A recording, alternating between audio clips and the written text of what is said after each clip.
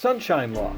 Florida's government in the Sunshine Law provides a right of access to governmental proceedings at both the state and local levels. In the absence of a statutory exemption, it applies to any gathering of two or more members of the same board to discuss some matter which will foreseeably come before that board for action. Scope of the Sunshine Law.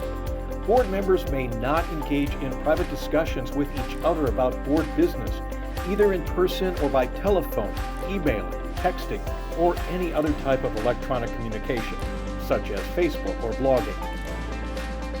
While an individual board member is not prohibited from discussing board business with staff or non-board members, these individuals may not be used as a liaison to communicate information between board members. For example, a board member cannot ask staff to poll other board members to determine their views on a board issue. The Sunshine Law applies to advisory boards created pursuant to law or ordinance or otherwise established by public agencies or officials. Staff meetings are not normally subject to the Sunshine Law.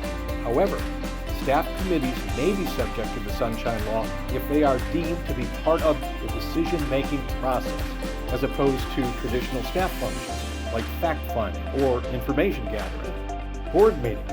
While boards may adopt reasonable rules and policies to ensure orderly conduct of meetings, the Sunshine Law does not allow boards to ban non-disruptive videotaping, tape recording, or photography at public meetings.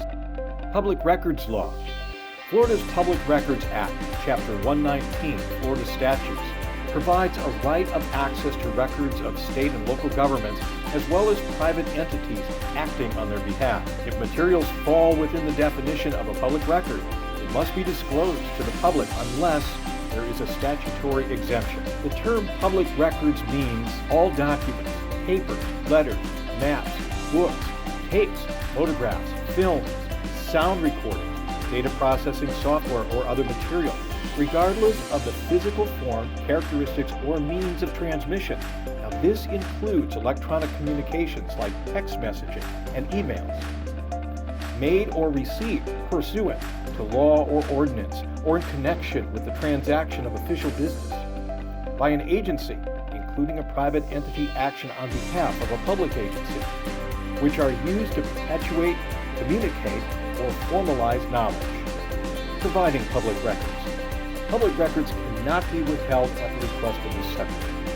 A requester is not required to show a legitimate or non-commercial interest as a condition of access. A request cannot be denied because it's overbroad. Unless authorized by another statute, an agency may not require that the public records request be in writing or require the requester to identify himself or herself.